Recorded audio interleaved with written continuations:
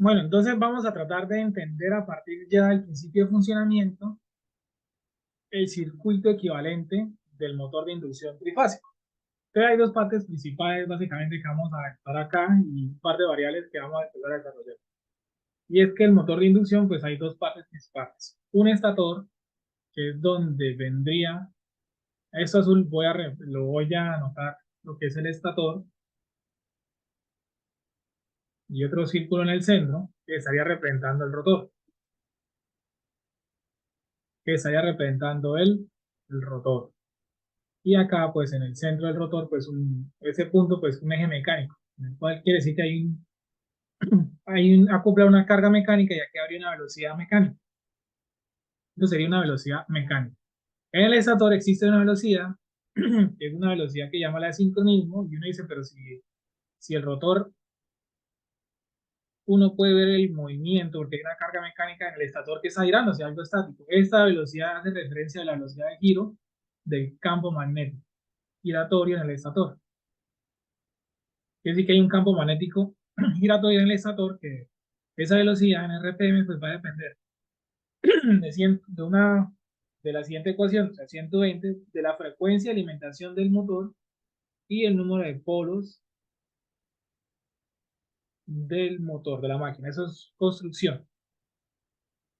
Entonces, básicamente el motor de inducción, pues en el rotor lo que estamos viendo son tres embobinados, son tres espiras, ¿sí? Tres bobinas. Y aquí lo que vamos a hacer es una representación del motor por fase. Entonces en el rotor lo que estaríamos viendo sería ese modelo de circuito según la construcción, pues muy parecido o se detalla de la misma forma que el transformador. Es decir, que aquí tendría, por ejemplo, la impedancia de dispersión del transformador, la parte serie, voy a llamarlo eso R1 y JX1, y la componente de inducción, y la componente de inducción.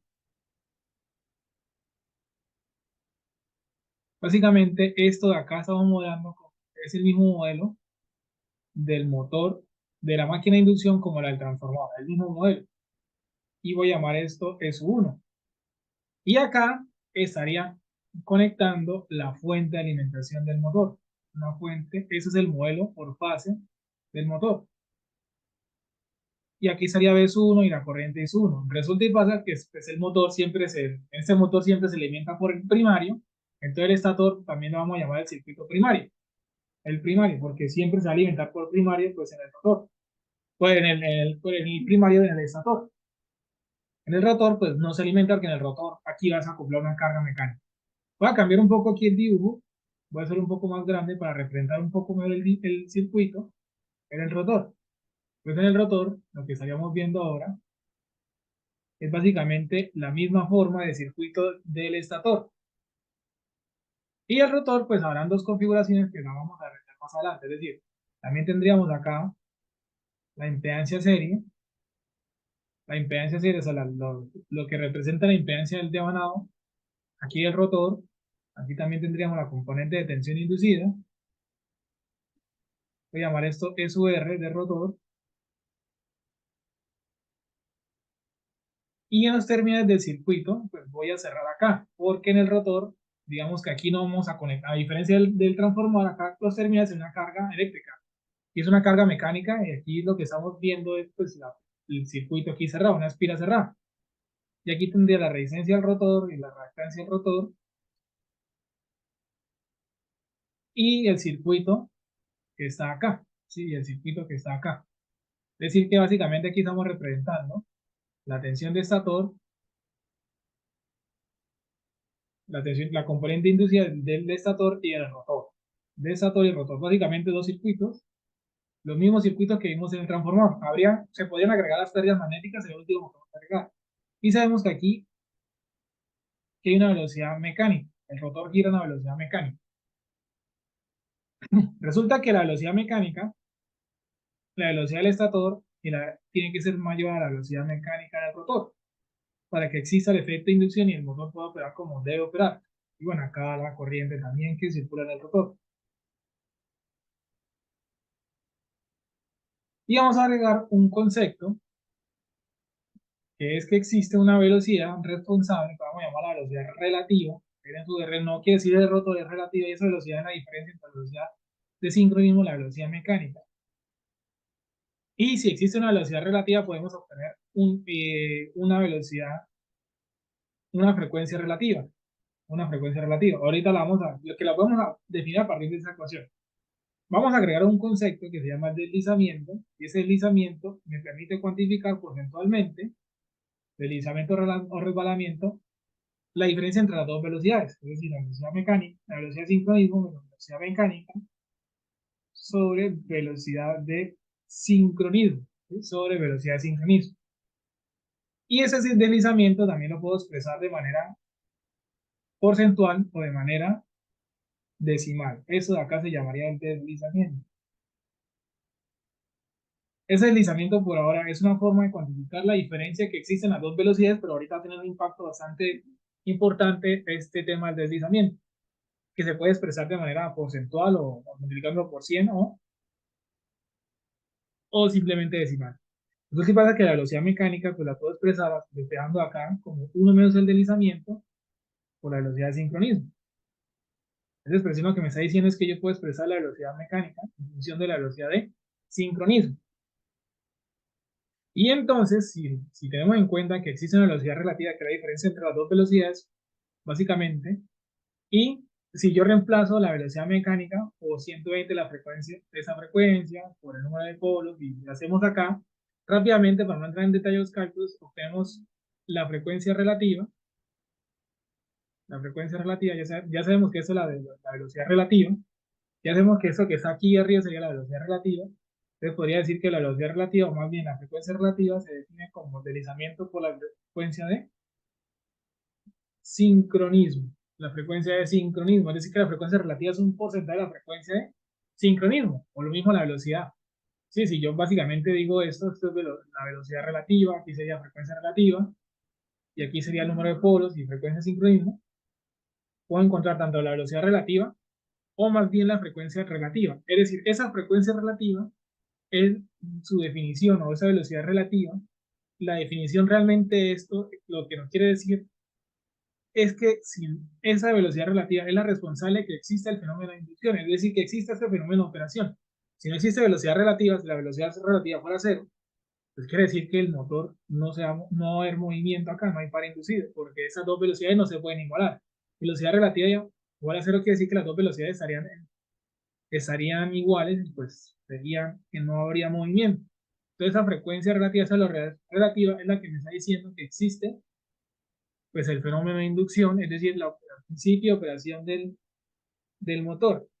No obstante, la cuestión aquí es que el circuito azul opera la frecuencia 1, pero el circuito del rotor no estaría operando esa frecuencia, estaría operando a la frecuencia relativa. El rotor está operando a la frecuencia relativa.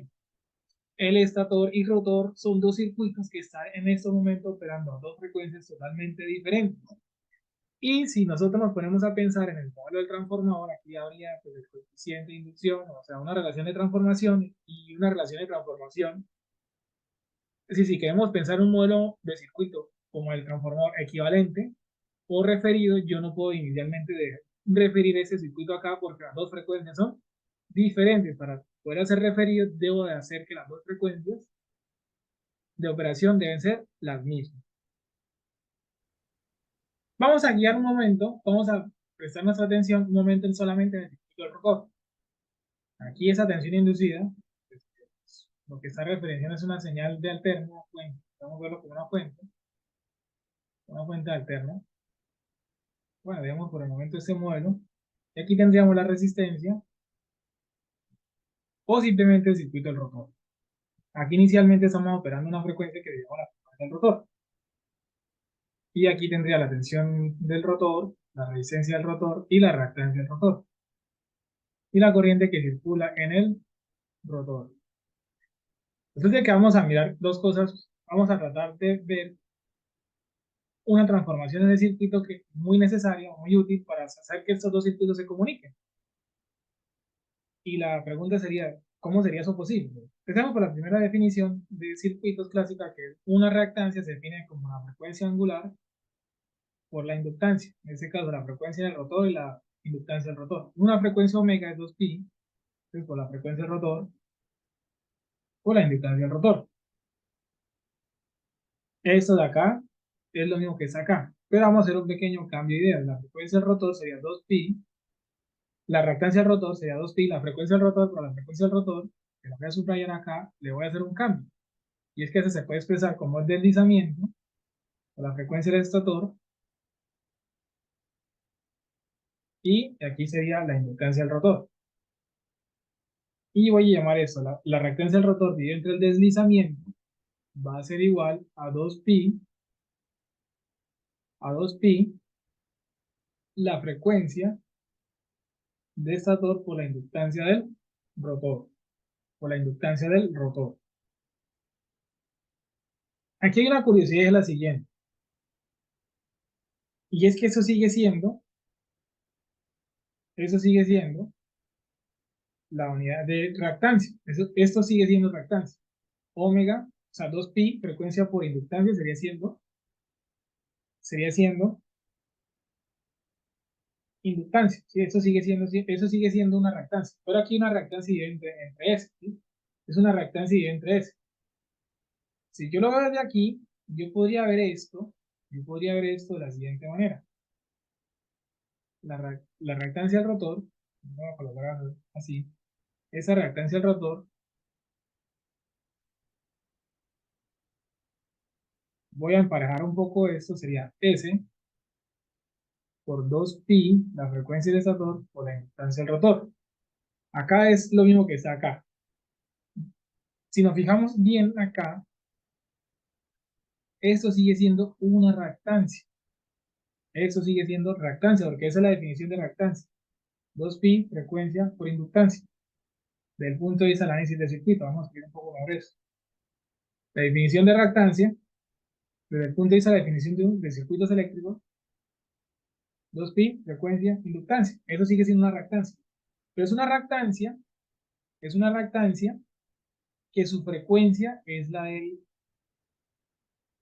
estator. Es una reactancia que su frecuencia del estator. Y esa reactancia lo vamos a llamar una frecuencia de rotor bloqueado. Vamos a ponerle este nombre. O en reposo, de rotor bloqueado o en reposo. ¿Cómo así en reposo? Vamos a definir un par de cosas antes de hablar de eso. Si hablamos de dos valores de deslizamiento, el deslizamiento puede variar. Esa es una cantidad que puede variar. ¿Qué sucede cuando el deslizamiento es 1? Cuando el deslizamiento es 1, estaríamos diciendo, esto sería 0, que la velocidad mecánica es 0. Y si la velocidad mecánica es 0, quiere decir que el rotor está quieto o sin movimiento, rotor sin movimiento. ¿Por qué razón el rotor está sin movimiento? Razones. Hay una carga mecánica, la cual no es capaz el motor de mover. O sea, la carga mecánica es tan grande que el motor no es capaz de moverlo, es una condición de operación.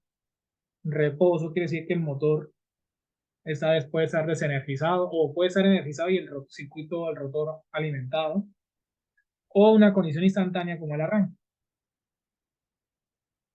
Pero las tres, en teoría, el motor está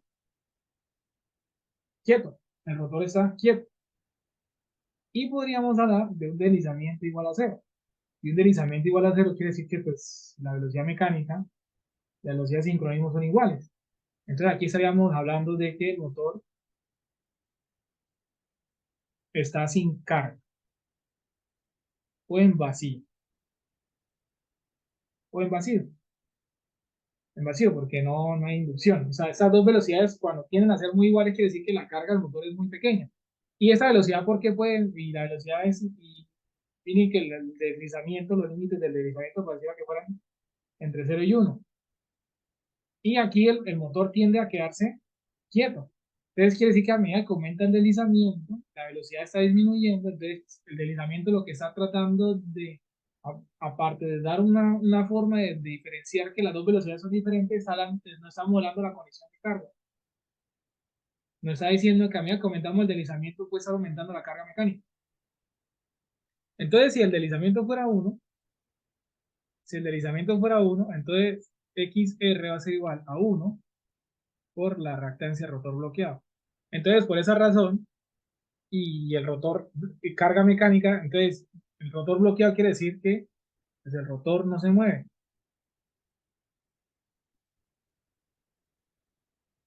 Y el rotor, ¿y por qué el término bloqueado? El término bloqueado hace referencia más bien a una prueba que se suele hacer en los motores, y es que en el motor lo que se va a hacer es que el motor es alimentado, pero se fuerza al eje, digámoslo así, el eje se le coloca, o se le agrega una carga mecánica, la cual el motor, a pesar de que aquí hay un par, el par en el eje, pues aquí la velocidad es cero.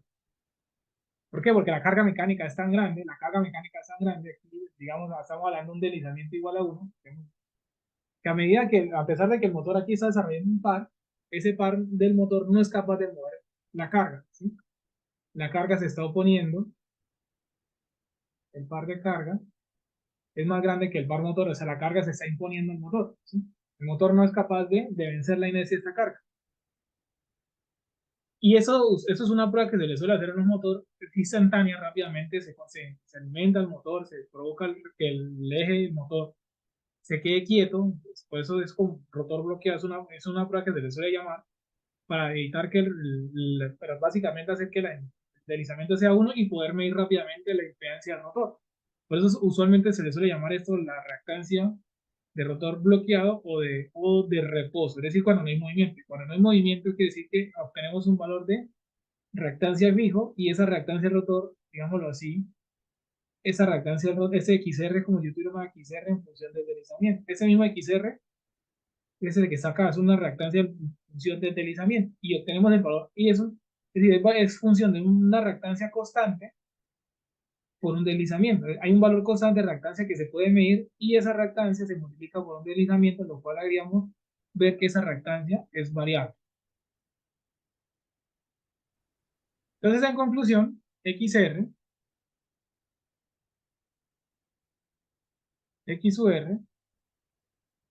que lo teníamos acá con ese color, que es una reactancia en función del deslizamiento, la vamos a reescribir por un deslizamiento por una reactancia fija que la vamos a llamar la de rotor bloqueado o de reposo, o de reposo. De la misma manera, vamos a utilizar una filosofía muy parecida para la tensión en el rotor, ya que una tensión inducida de manera general, en el tema de transformadores se mencionó que la tensión inducida pues, va a depender de una constante que se resume en 444, el número de espiras, el flujo máximo y la frecuencia. Entonces podríamos decir que la tensión en el rotor va a depender de 444, el número de espiras en el rotor, la frecuencia del rotor, que no la vamos a escribir la frecuencia del rotor, y el flujo máximo, y es un flujo que comparten los dos el tiempo, es un flujo que está ligado entre ellos.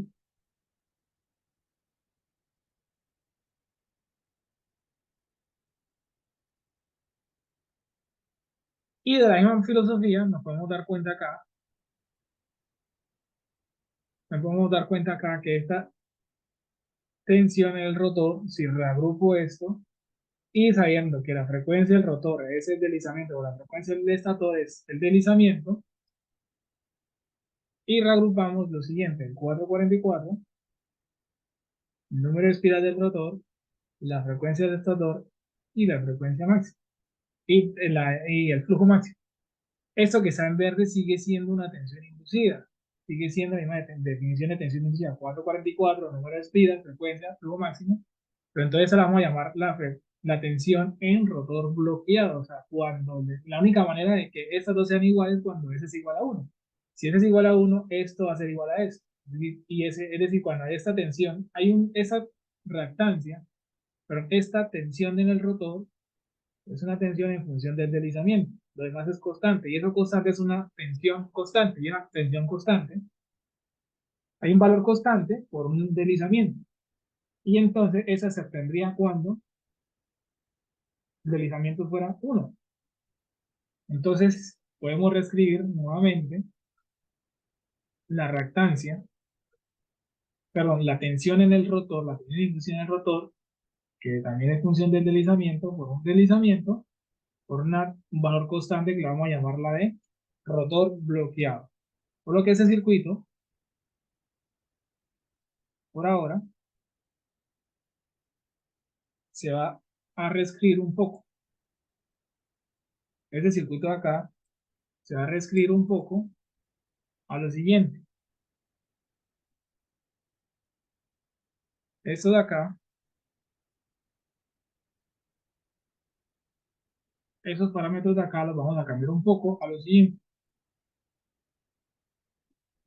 A S por E rotor bloqueado y J es la reactancia de rotor bloqueado. Y por ley de este circuito, la corriente en el rotor pues se definiría como S por la tensión del rotor bloqueado o la resistencia del rotor más JX es la reactancia del rotor bloqueado. Pero vamos a hacer un pequeño arreglo y es el siguiente. Y ese arreglo, y se van a dar cuenta por alguna razón, ese arreglo lo voy a cambiar de color, ya sabremos el por qué. Bueno, mejor dejémoslo así. Ese arreglo es que la corriente en el rotor voy a hacer lo siguiente. Una cosa matemática sencilla. Voy a ir todo entre S. El rotor bloqueado, la resistencia sobre el deslizamiento, más JX de rotor bloqueado. Voy a tratar ahora de remodelar eso por medio de un circuito. Voy a modelar esto por medio de un circuito eléctrico. Es decir, que un circuito eléctrico en el cual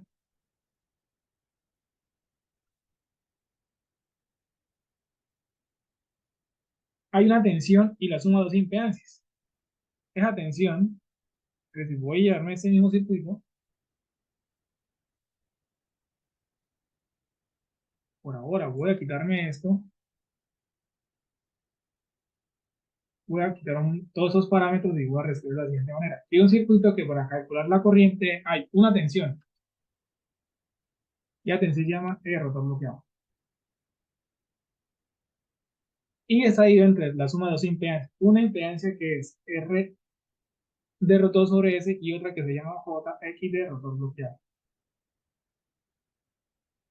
Y esto de aquí, simplemente con eso lo tuvimos ese circuito, a partir de esos análisis y a esa corriente, la reescribimos de esa manera, y uno dice, bueno, ¿cuál es el impacto de eso? O sea, ¿de eso de qué me sirvió hacer?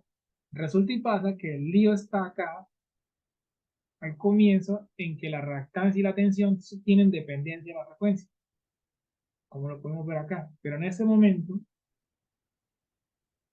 la tensión de rotor bloqueado,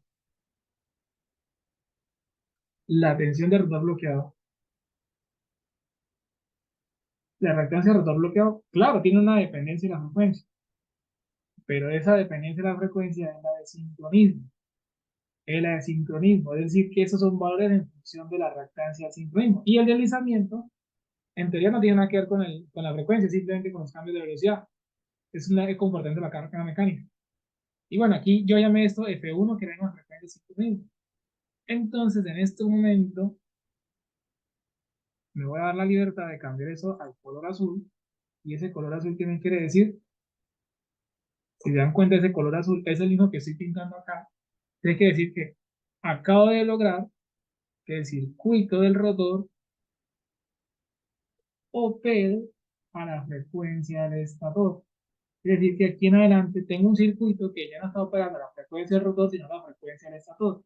Y gracias a eso ya puedo referir el circuito del rotor al estator. Entonces, ya teniendo el modelo de circuito del rotor referido pues, al estator, pues acá también hablaríamos entonces de un circuito referido, ya podemos hablar de un circuito referido. usualmente referido al estator, ¿sí? Referido al estator. Y pues todo en base pues a la relación de transformación de estator y entre la relación del rotor, ¿sí? La relación del rotor, esa relación de tensiones o la relación de transformación estator-rotor, básicamente. Entonces ya teniendo ese circuito del estator referido al rotor, vamos a utilizar la siguiente nomenclatura y es que desde el punto de vista de la resistencia o de las impedancias, más bien, bueno, ya vamos a hablar del término R2. Ese R2 hace referencia, pues la resistencia del rotor referida al estator, que en este caso sería con la relación estator-rotor al cuadrado. Lo mismo con la reactancia, voy a llamar a X2, sería la reactancia del rotor, pero en este caso la rotor bloqueado o la estática, que sería con la relación de estator-rotor, también al cuadrado, y que también hablaríamos de la tensión esos dos, o bueno, si en algún momento la requerimos la tensión E2, que sería pues la tensión del rotor bloqueado, con la relación de transformación estator-rotor. Quiero decir que de ahora en adelante, cuando, sobre todo desde el punto de vista de las impedancias y las corrientes, veamos el, el término sobre sufijo 2 hace referencia a que esos son los valores del rotor, del rotor referidos a estator, ¿sí? Ya referidos a estator, ¿sí? Ya son los valores del rotor referidos al estator. Y ya, ya teniendo referido, pues llegamos al modelo final del motor, ¿sí? El modelo del circuito equivalente por fase del motor de inducción, que sería pues entonces la parte del circuito del estator, la rama magnetización, la podemos también agregar,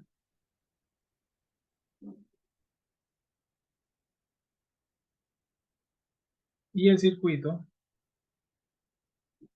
del rotor. Aquí tendríamos el circuito equivalente exacto. Aquí estaríamos hablando entonces del circuito equivalente exacto, donde aquí tendríamos ya todo el circuito referido en una zona zonal de estator, R1, JX1, R2 sobre S, JX2, la reactancia del núcleo y la rama de magnetización. Esta tensión de aquí, B1, que es la tensión por fase, es la tensión por fase de alimentación del motor, y bueno, la corriente I sub 1 y la corriente I sub 2, las corrientes del estator y la rotor referida al estator. Ten en cuenta que este es un valor B1, es un valor por fase. Y como podemos ver, este es el circuito equivalente exacto por fase del motor de inducción. También es usual trabajar con el modelo equivalente aproximado. Con el modelo equivalente aproximado. El equivalente aproximado es básicamente la diferencia. Es el mismo modelo del transformador. La diferencia realmente radica en que la rama de magnetización se ubica paralelo a la fuente de alimentación.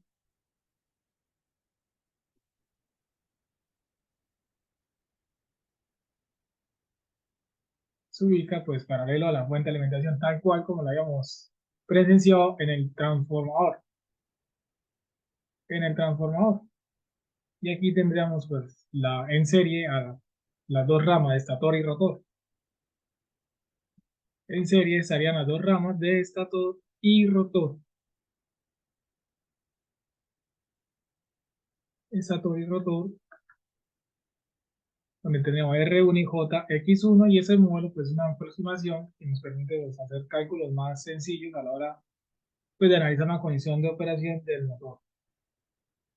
Ahora, no está, y ese sería simplemente el circuito equivalente aproximado por fase.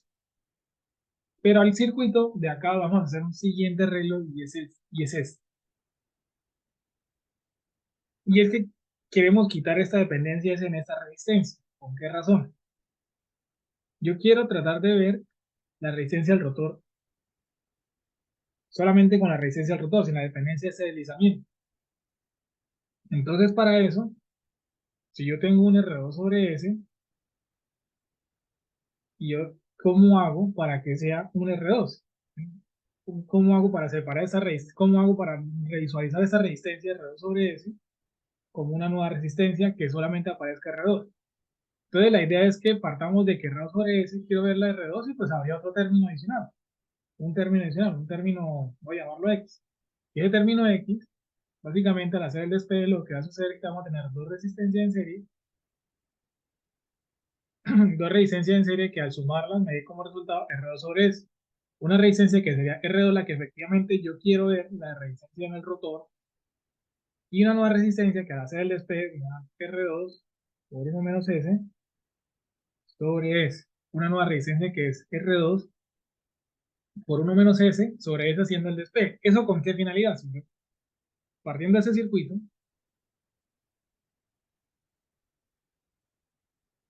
¿y cuál es la finalidad de, de esa resistencia nueva, de este valor? Y la voy a agregar acá.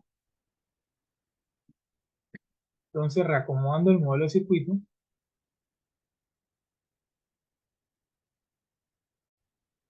reacomodando, entonces tendríamos una nueva, tendríamos R2, lo voy a dejar aquí ubicado, para que se nos parezca mucho al modelo del transformador, y tendríamos una nueva resistencia, que se llamaría R2 por 1 menos S sobre S. Y aquí en teoría tendríamos como el modelo muy parecido al modelo del transformador, donde hay unos terminales de entrada donde está la fuente y unos terminales de salida, que los terminales de salida son una resistencia. Esto de aquí y es una resistencia que depende del deslizamiento, es decir, que esa resistencia, eso de acá es una resistencia variable. Esa resistencia varía básicamente con el deslizamiento. Varía con el deslizamiento. Esa resistencia es un valor variable. Esa resistencia va dependiendo del valor del deslizamiento. Y eso lo que me quiere decir, o quiere decir que esa medida que va cambiando el valor de la resistencia, o que ese deslizamiento, lo que me está diciendo es que hay una diferencia entre la velocidad de sincronismo y la velocidad mecánica, y para que exista una diferencia, o sea, para que varíe esta resta, es porque hay un cambio en la carga mecánica.